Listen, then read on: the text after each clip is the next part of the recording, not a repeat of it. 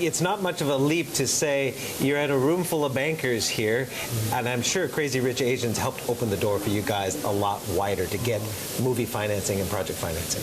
Okay. Sure. I mean, the company has been about 2 years since our launch. For sure, Crazy Rich Asians has been a terrific calling card for our endeavors, but we are already producing around the world. We're shooting in Korea and India, in Thailand soon. Is that the Cave Boy movie that is being produced? Yes. Yeah. We're going to dramatize the experience of the 12 boys who were trapped in the cave along with their coach, and we're doing that in conjunction with the Thai government and, of course, with Netflix. Yeah. And you were brought in more recently as well as co-CEO, as you guys are obviously ramping up, I believe, in a number of different productions. Also, one thing that is very interested in from our audience is the Joe Low and 1MDB scandal, and you're going to be in production. What is it called? Billion Dollar Whale. Billion Dollar Whale is the book, yeah. Which is going to be produced as well by Michelle Yeoh, who was in Crazy Rich Asians, of course, as the stern mother. Yes, she has a production deal with our company. How long is that into production? How far into production is that, and when will that be out? Well, we're still in development on that. We are thinking that it's probably going to be a series versus a feature because there's just so much material in the book. But being here at the JPMorgan China Summit is a great place to talk about all these projects. Our business plan seems to be something that bankers find pretty unique and exciting, which is to focus on what we call premium global content.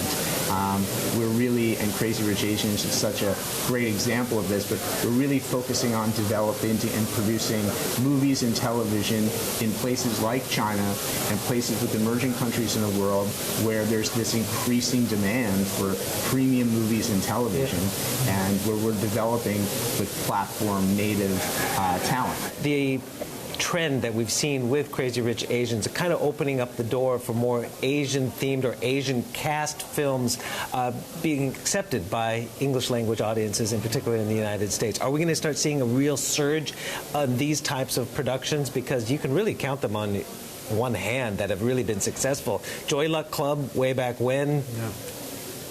Yeah. Yes, and it's actually already happening. Since Crazy Rich Asians was released and its success has already exploded, the opportunities for more Asian-focused and Asian-acted Western drama, comedy, action. Warner Brothers, quite frankly, did an extraordinary job, along with John Chu, our director, and Nina Jacobson and Brad Simpson from Color Force, have changed the dynamic radically. Actors like Awkwafina, Henry Golding, Gemma Chan, and of course Constance Wu have just exploded onto the scene. And you guys are also going to be producing the 2 sequels that are, when will that go into production? It's going to be what, China Rich Girlfriend and Rich People Problems. Right. Similar themed, it sounds. The 2 sequels to Kevin Klein's book, Crazy Rich Asians. They're in development now. We're hoping to shoot early 2020. We're going to shoot both sequels back to back.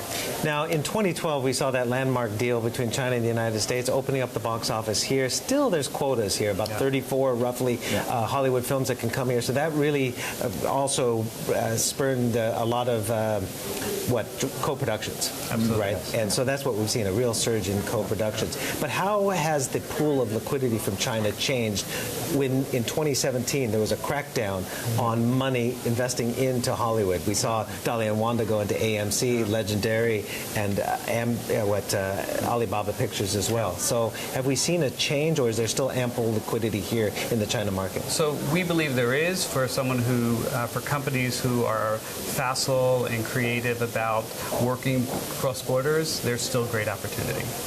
Yeah, and I would say that I think the trend is toward globalization in terms of the economy, which is one of the big subjects here at the JPMorgan Summit, but also in terms of storytelling, in terms of movies. And it turns out that technology and infrastructure go really hand in hand with creativity.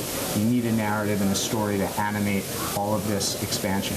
And so, yes, there has been a shift in Chinese funding going from China to Hollywood to Chinese money focusing on making stories here. But if you're able to find the right partners in China, which we are doing, you can continue to make these kinds of movies. Content is globalizing just like economies. Do you see a recovery coming, though, for the Chinese box office? It's been going like this upwards for so many years, but now there's been some regulatory issues as well. They've banned this bulk buying by the production houses that really inflated the box office numbers. There was the big Bing Bing contract scandal, which was prevalent among many film productions, dual contracts and the like. So there seems to be a bit of a cold ice age in the first part of this year. I think it's temporary. I think if you look back historically in the West, trends in the box office, it goes up and down. I think that's what we're experiencing here. I don't think there's an need for concern. I think those corrections will happen as the industry here gets stronger and stronger. Yeah. What's in the pipeline other than you got the 1MDB as well as, of course, the new Crazy Rich Asian sequels? Well, also the Thai Cave, as we mentioned, we're in production, in development now, in production next year on the Thai Cave rescue story with Netflix also.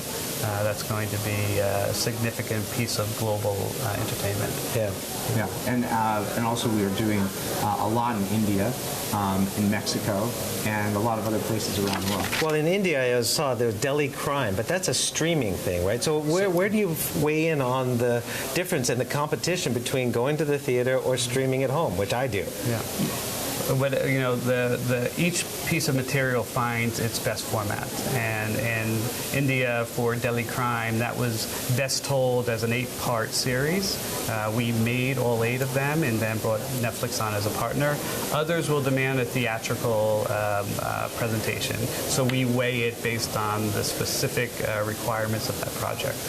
Now, I have to ask a trade dispute question because Hollywood is embroiled in that as well. I mean, it is part of the negotiations as well to open up the market here to more, American movies here. Are you seeing any pullback on those kind of pledges because of the tension between China and the United States?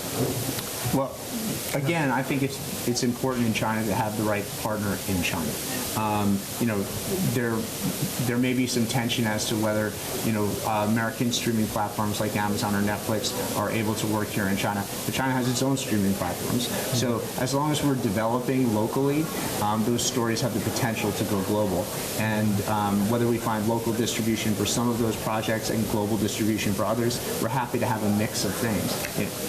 Yeah, and particular to that question, no, we haven't seen an immediate result or immediate problem with some of the trade conversations that are going on. Maybe that will come, but we're continuing just to do business, and those varying degrees of challenges, that's just part of the day's work.